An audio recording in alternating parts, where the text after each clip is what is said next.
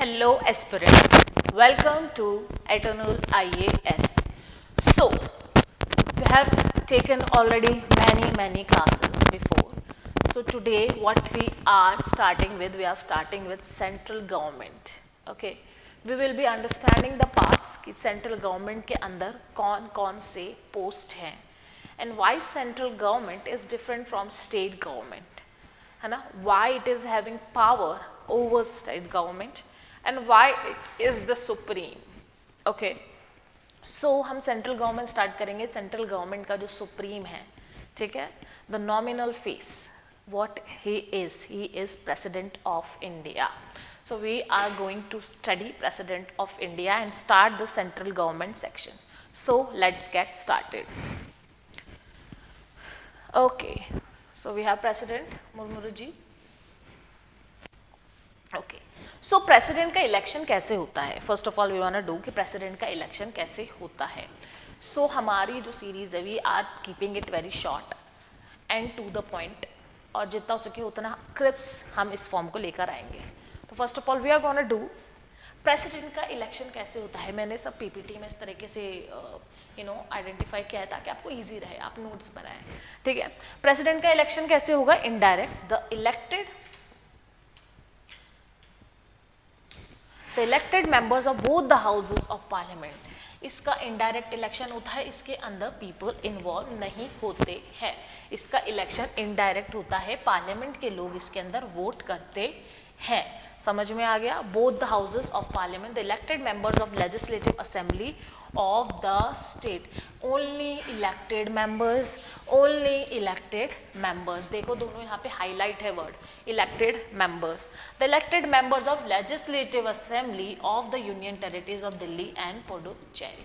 ठीक है, तो इधर अगर आप देखोगे एक चीज बार बार रिपीट हो रही है, elected members of parliament, elected members of state legislative assembly and elected members of union territories. ठीक है, क्योंकि प्रेसिडेंट क्या है? प्राइम फैक्टा पोस्ट है, राइट.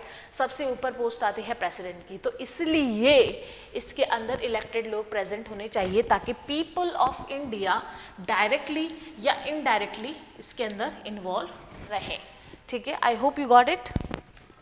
नेक्स्ट, क्वालिफिकेशन क्या होनी चाहिए? अगर प्रेसिडेंट आप बन रहे हो तो ऐसा नहीं है कि कोई भी आके बोलेगा कि मैं प्रेसिडेंट बनने के लिए नॉमिनेट करना चाहता हूँ, राइट. तो प्रेसिडेंट बनने के लिए इंपॉर्टेंट चीज़ें क्या हैं? सबसे पहले कि वो एक इंडियन सिटीजन होना चाहिए. Second, 35 years of age. As we say जितना आप एज होते जाते हो उतना आपका एक्सपीरियंस और आपका वे ऑफ सीइंग थिंग्स बढ़ता जाता है, तो इसलिए 35 ईयर ऑफ एज उसको होना चाहिए. No holding of office of profit. ठीक है, वो अगर एक प्रेसिडेंट आप बन रहे हो तो आपके अंदर एक लालच वाली चीज़ नहीं आनी चाहिए, एक ऑफिस ऑफ प्रॉफिट कैरी करने वाली चीज़ नहीं आनी चाहिए. You should be focused on only one thing, that is being a president and serving the nation. 50 electors. जब वो प्रेसिडेंट बनेगा तो उसको पहले 50 लोग प्रपोज करेंगे कि हमें ये पर्सन पसंद है और हम इसको इलेक्ट करते हैं एज बीइंग अ प्रेसिडेंट, और उसको बैक सपोर्ट करेंगे 50. ठीक है, तभी आप प्रेसिडेंट के लिए नॉमिनेट हो पाओगे.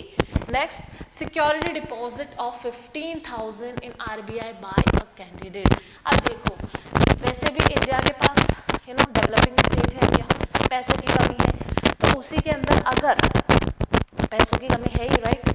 तो अगर हम बोलेंगे कि ओके प्रेसिडेंट के लिए आप नॉमिनेट हो सकते हो, तो अगर एक अमाउंट रख दी जाए, अ मिनिमम अमाउंट, तो क्या होता है जो एक्चुअली में लोग प्रेसिडेंट के लिए एलिजिबल होते हैं वही लोग अमाउंट करवाते हैं, राइट.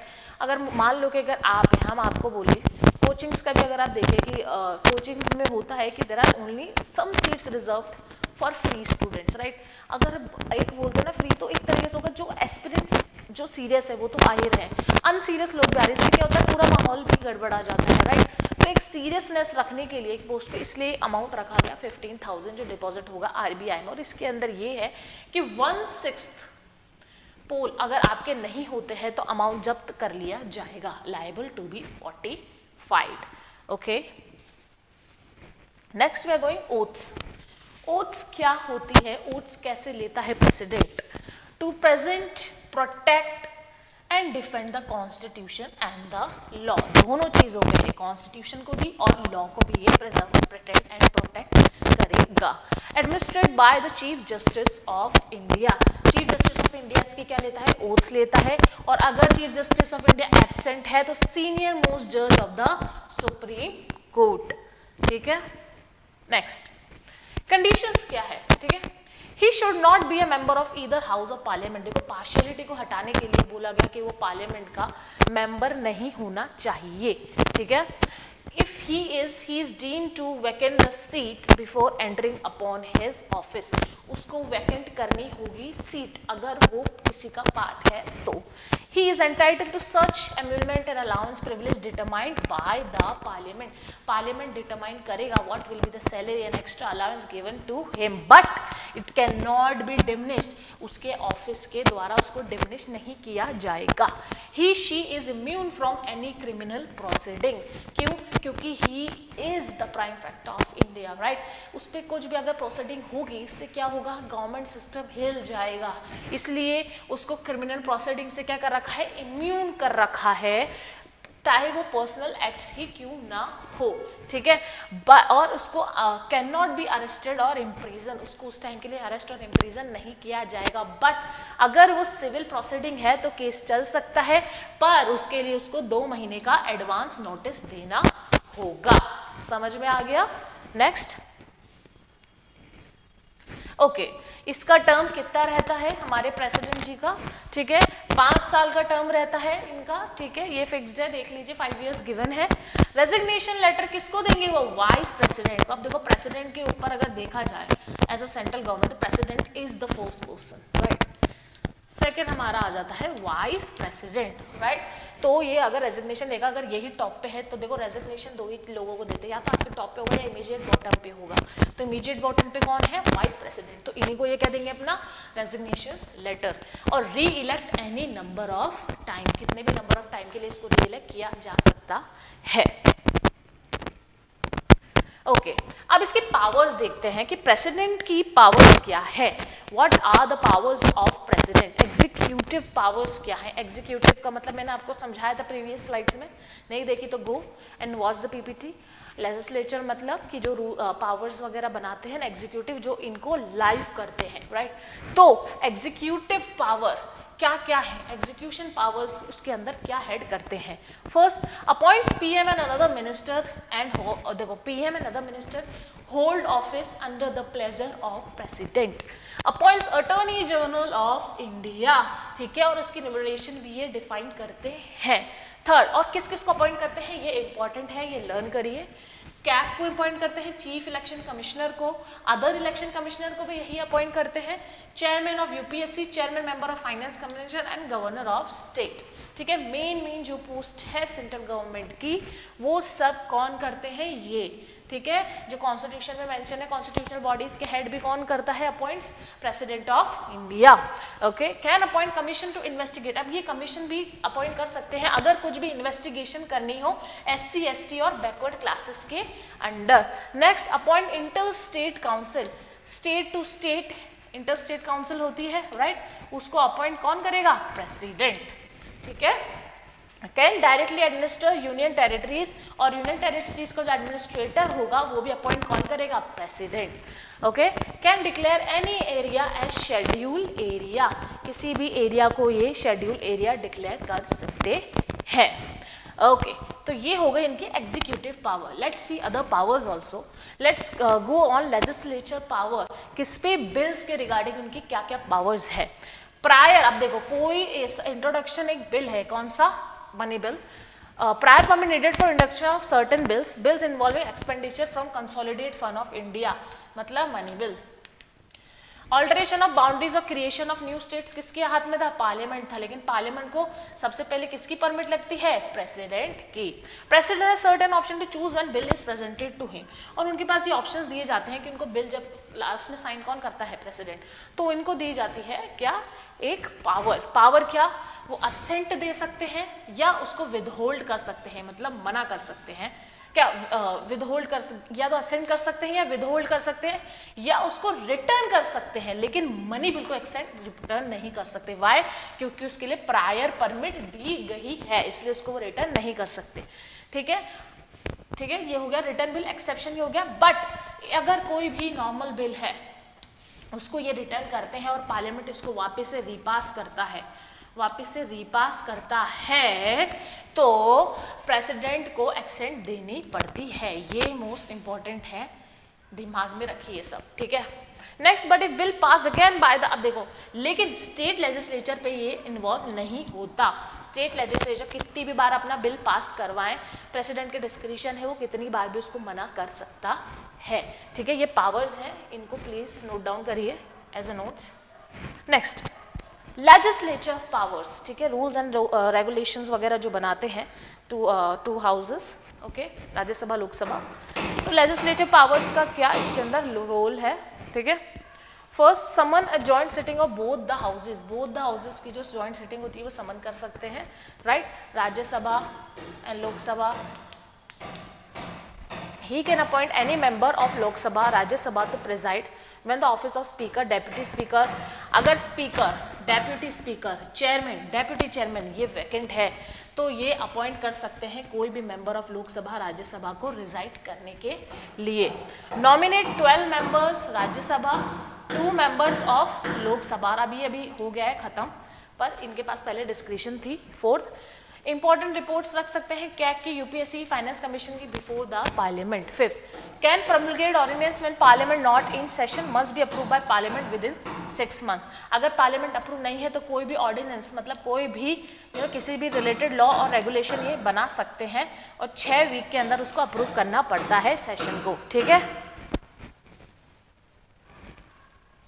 फाइनेंशियल पावर्स क्या क्या है? बहुत अच्छी फाइनेंशियल पावर्स प्रेसिडेंट को दी गई है। Money bill can not be introduce in the parliament with his prior recommendation. Prior recommendation चाहिए मनी बिल पे, यही इनकी फाइनेंशियल पावर दिखाता है। No demand for grant can be made except for his recommendation. Demand for grant इनकी recommendation से होगा। Can make advance out of contingency fund of India to meet any unforeseen expense. कोई भी unforeseen expense है उसका advance ये निकाल सकते हैं without the taking the permit of parliament. Constitute a finance commission every 5 years to recommend the distribution of revenue between center and state. Centre और state के बीच में रेवेन्यू कितना डिस्ट्रीब्यूट होगा उसके लिए फाइनेंस कमीशन भी ये कॉन्स्टिट्यूट कर सकते हैं। Okay, next, veto powers of the president. ठीक है, veto powers of the president. ठीक है, ठीक है, वेटो पावर्स एक बिल के रिगार्डिंग प्रेसिडेंट की क्या क्या पावर्स उसको मैंने डिफाइन किया है वो देखिए। First, absolute veto, holding the assent को बोलते हैं एब्सोल्यूट। ये प्राइवेट मेंबर बिल को एब्सोल्यूट वेटो में डाल सकते हैं। गवर्नमेंट बिल कैबिनेट ने अगर रिजाइन कर दिया है तो भी इसको एब्सोल्यूट वेटो में डाल सकते हैं, विद होल्ड कर सकते हैं असेंट को। ठीक है, and new cabinet guides him not to give assent. अगर कोई कैबिनेट है जिसने रिजाइन किया और न्यू कैबिनेट बना, उन्होंने बोला कि नहीं इसको होल्ड करो, विद होल्ड करो, तो वो कर सकता है। ठीक है, सस्पेंसिव मतलब returning A bill for reconsideration. ठीक है, लेकिन ये मनी बिल नहीं कर सकते। और अगर कोई रिपास होता है पार्लियामेंट के द्वारा बिल, ठीक है, तो उसको ये ग्रीन झंडे दिखाएंगे। लेकिन अगर स्टेट बिल लेजिस्लेचर का होता है तो उसको ये कितनी भी नंबर ऑफ टाइम पे सस्पेंसिव वीटो में डाल सकते हैं, उसको बार बार रिटर्न कर सकते हैं। पॉकेट वीटो का मतलब बिल को पेंडिंग रखना, बिल को पॉकेट में डाल लिया कि अब वो बाहर नहीं निकलेगा। लेकिन कॉन्स्टिट्यूशनल अमेंडमेंट बिल इसका क्या है, कॉन्स्टिट्यूशनल अमेंडमेंट बिल इसका क्या है, एक्सेप्शन है, इसको पॉकेट में नहीं रख सकते because it is outmost important for a country. Next, pardoning power. ठीक है, कोई भी इंसान अगर क्रिमिनल एक्टिविटीज करता है, लॉ को अबाइड नहीं करता है, उसके रिलेटेड क्या पावर्स है प्रेसिडेंट को, इसके वर्ड्स बहुत इंपॉर्टेंट है। First, pardon, removes both sentence of conviction completely उसको रिमूव कर दिया। Second, commutation, lighter form of punishment उसको दे दी, इसको बोलेंगे commutation. Third, remission, reducing the period of sentence time को रिड्यूस करना। फोर्थ, रिस्पाइट, अवेटिंग ए लेसर सेंटेंस, उसको सेंटेंस क्या कर दिया, लेसर कर दिया। Second, reprieve, stay of the execution of the sentence, the death को कौन कर सकता है, only president. Okay, next, special note है प्रेसिडेंट के लिए जो बहुत ही डीपली ये चीज़ है, president is not bound to give reason for his order. कोई भी ऑर्डर अगर प्रेसिडेंट डालता है उसके लिए उसको रीजन देने की जरूरत नहीं है। Not subject to judicial review, उसके कोई भी ऑर्डर्स है, उसका सजेशंस है। In earlier petition for mercy has been rejected by the president, stay can not be obtain for another petition. Other petition के लिए स्टे नहीं लग सकता अगर प्रेसिडेंट ने उसको क्या कर दिया है, रॉन्ग कर दिया है, रेड झंडी दिखा दी है। ठीक है, इम्पीचमेंट कैसे निकाला जा सकता है प्रेसिडेंट को, ये भी इंपॉर्टेंट है। Can be done on the ground of violation of the constitution but constitution does not define it. अब देखो कॉन्स्टिट्यूशन में इसको डिटेल में नहीं बता रखा है कि कैसे वायलेशन ऑफ द कॉन्स्टिट्यूशन होता है, वो डिफाइन कैसे होता है। देखो प्रोसेस होता है इसका, फर्स्ट दोनों हाउस में से कोई भी इनिशिएट करेगा, 1/4 मेंबर्स उसको साइन करेंगे, रिजोल्यूशन पास होगा, 2/3 जितने भी मेंबर्स है उसको रिजोल्यूशन को पास करेंगे, 14 डे उसको नोटिस मिलेगा प्रेसिडेंट को, और फिर उसको इन्वेस्टिगेट किया जाएगा और प्रेसिडेंट के पास राइट है कि वो अपियर करे और उसके इन्वेस्टिगेट को क्या करे, प्रोसीड करे। ठीक है, क्वासी जुडिशियल प्रोसीजर कैसे है, the nominated members of either house of parliament participate in the impeachment. ठीक है, पर इलेक्शन में पार्टिसिपेट नहीं करते हैं। देखो नॉमिनेटेड मेंबर भी इम्पीचमेंट में पार्टिसिपेट करते हैं। ठीक है, the elected members of state assembly इसके अंदर पार्टिसिपेट नहीं करते हैं, ये है इसका मेन पॉइंट। ठीक है, quasi judicial procedure. Next, so president represent the nation but does not rule the nation and he carry some important situational discretion without the advice of the minister. अब देखो कुछ चीज़ें हैं जो without the advice of the minister भी कर सकता है, जैसे कि पीएम बनाना, अगर किसी पार्टी की मेजॉरिटी नहीं है तो वो एक पीएम निकाल सकता है। सीओएम को डिसमिस करना when can not prove the confidence, अगर कॉन्फिडेंस नहीं है तो काउंसिल ऑफ मिनिस्टर को वो रिमूव कर सकता है, no confidence motion, right. Dissolution of the Lok Sabha when council minister है लॉस्ट मेजॉरिटी, सीओएम ने अगर मेजॉरिटी लूज कर दी है तो वो लोकसभा को क्या कर सकता है, डिसॉल्व कर सकता है। ओके, नेक्स्ट अब इसका एक लास्ट क्वेश्चन करते हैं, right. So let's start with the question. If the President of India exercises his power as provided under Article 356 of the Constitution in respect of a particular state, then obviously एक particular state में क्या होता है, President rule होता है। इसका answer है the power of the legislation of the state shall be exercised by under the authority of the Parliament। ठीक है, ये जो सेशन था अपना President के ऊपर, it was a very short and crisp form। Okay, nothing to do a very high definition kind of research, it is the only thing which is needed for it। So I hope ये lecture आपको कुछ knowledgeable लगा हो and you are learning from it day by day। Thank you so much।